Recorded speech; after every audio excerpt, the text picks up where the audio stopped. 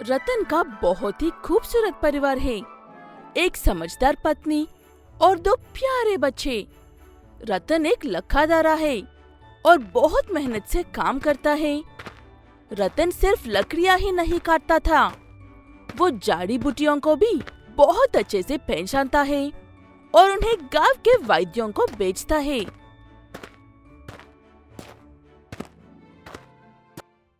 रानी, क्या तुम आज थोड़ा समय निकालकर घर के पीछे वाले घास साफ कर सकती हो? बच्चे खेलने के लिए अक्सर वही जा रहे हैं। हाँ, मैं भी यही सोच रही थी। अब आपने कह दिया है तो साफ कर ही देती हूँ।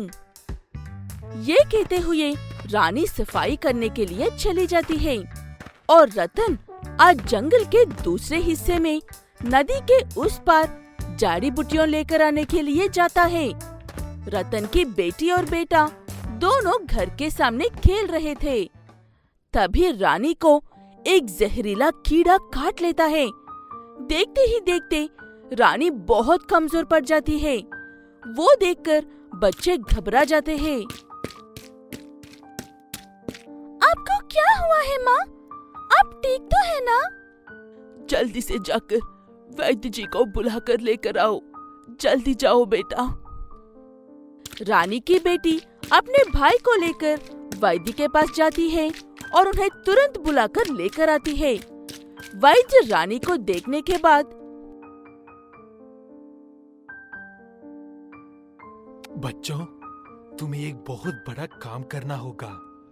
मुझे यहीं रुककर इनका इलाज करते रहना होगा।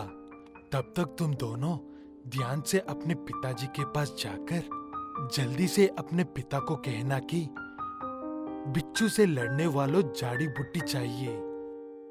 ये कहकर वैद्य दोनों को जंगल में भेजते हैं। दोनों छोटे भाई बहन अकेले जंगल में तो चले जाते हैं, लेकिन वो रास्ता घर से स्कूल जितना आसान नहीं था। जहरीले सांप और खूंखार जानवरों से भरा हुआ था। अपने पिता तक पहुंचने के लिए बच्चों को मगरमच्छों से भरी हुई एक नदी को पार करके जाना था। उसे पार जाने के लिए उनके पास ना तो कोई नाव थी और ना ही कोई पुल। मगरमच्छों से बचकर उस पार कैसे जाए, ये सोच रही थी रतन की बेटी। दीदी, हम यहाँ क्यों खड़े हैं? चलो ना, जल्दी से जाकर पिताजी से वो जड़ी बूटियां लेकर आते हैं। ये नदी मगरमच्छों से भरी हुई है छोटू। इसे ऐसे ही पार करने की कोशिश करेंगे तो वो हमें खा जाएंगे। मुझे कुछ भी नहीं सुनना है, मैं जा रहा हूँ। ये कहते हुए रतन का बेटा ऐसे ही मगरमच्छों से भरी हुई नदी में कूद जाता है। उसे बचाने के लिए लड़की भी कूद जाती है। दोनों भाई बहन धीरे धीरे मगरमच्छों से बचते हुए तैरकर उस तरफ जा रहे थे। तभी उन्हें एक खूंखार मगरमच्छ देख लेता है और उनकी तरफ बढ़ने लगता है। रतन की बेटी जल्दी से अपने भाई को किनारे की ओर बेच देती है और खुद पानी में रह जाती है। तभी लड़की पानी में डूब जाती है और पानी के ऊपर खून बहने लगता है। वो देखकर रतन का बेटा डर जाता है।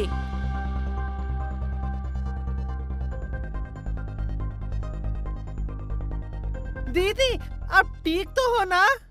तभी रतन और उसकी बेटी दोनों एक झटके से किनारे पर पहुंचते हैं। मगरमच्छ ने रतन के पैर पर काट लिया था। बच्चों, तुम दोनों घर से इतने दूर क्यों आए हो? क्या ये बात तुम्हारी माँ जानती है?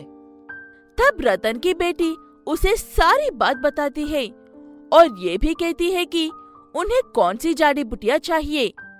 घायल रतन जल्दी से उन जड़ी बूटियों को लेकर आता है और अपने बच्चों को लेकर वापस घर की तरफ चल पड़ता है।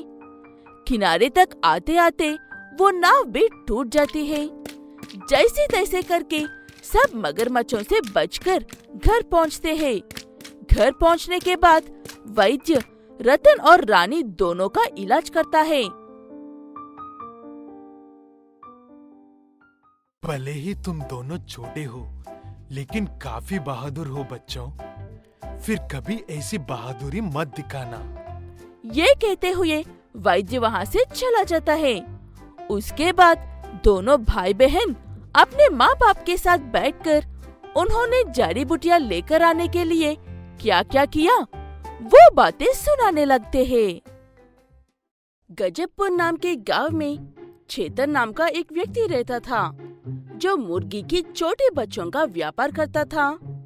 चेतन एक बहुत ही अच्छा इंसान है और बोला भी बड़ी आसानी से किसी भी बातों में आ जाता है। ऐसे आदमी का तो कोई बेवकूफ भी फायदा उठाना पसंद करता है।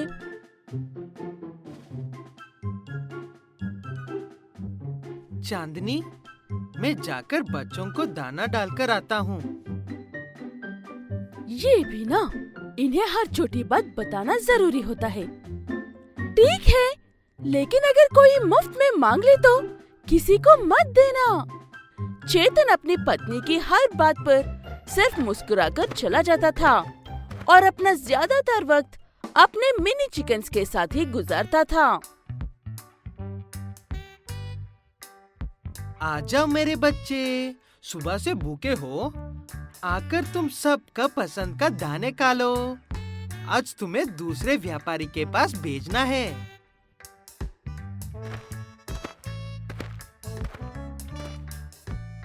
लगता है मेरे ही बारे में बातें हो रही है। तुम अपने मिनी चिकन्स का काफी अच्छे से ख्याल रखते हो।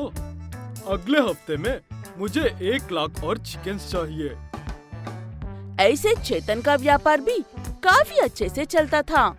चेतन के मिनी चिकन फार्म के सामने वसंत नाम का एक चालाक व्यक्ति रहता था जो हर वक्त चेतन को ठगने के बारे में सोचता रहता था।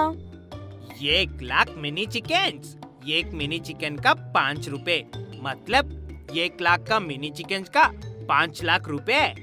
ये बेवकूफ इतने सारे पैसे कमाता है, फिर भी इतना गरीब कैसा है? ये तो वैसे भी धनवान होने से रहा। मुझे ही कैसे भी करके इसका इस्तेमाल करके धनवान बनना होगा।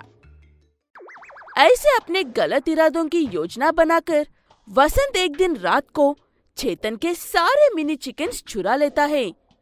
चेतन उसके मिनी चिकन्स परेशान ना हो इसलिए उन्हें सफेद रंग में ही रखता था। वसंत के वो चुराए हुए चिकन्स चेतन पहचान ना ले, इसलिए वो उन सारे चिकन्स को अलग अलग रंग में रंग देता है। अगले दिन सुबह चेतन अपने मिनी चिकन्स फार्म में आकर देखा तो वहाँ पर एक भी चिकन नहीं था।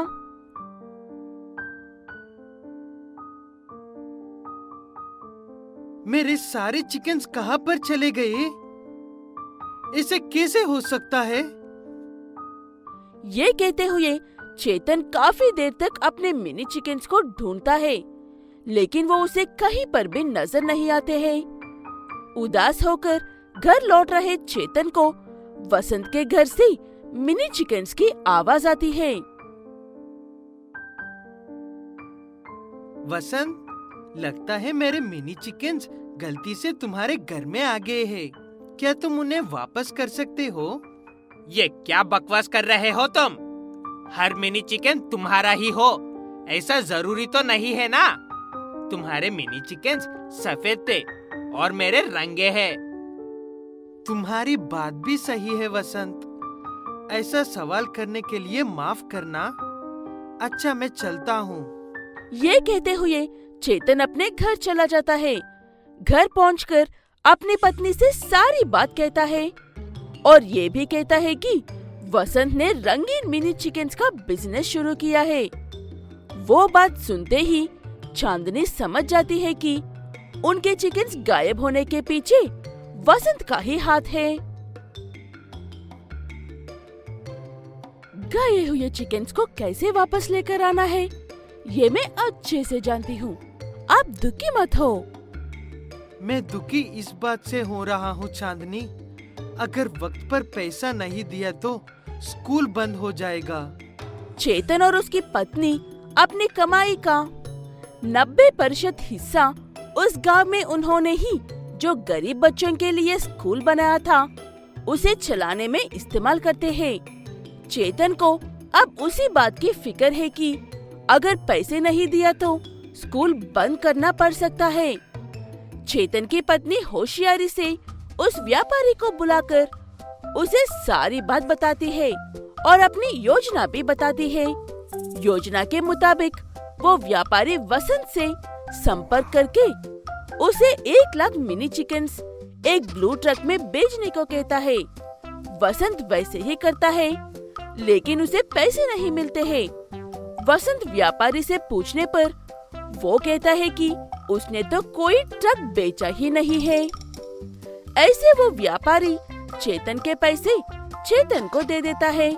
उसके बाद चेतन वसंत को सारी बात बताकर उसे स्कूल के बारे में भी बताता है। तब उसे अकल आती है।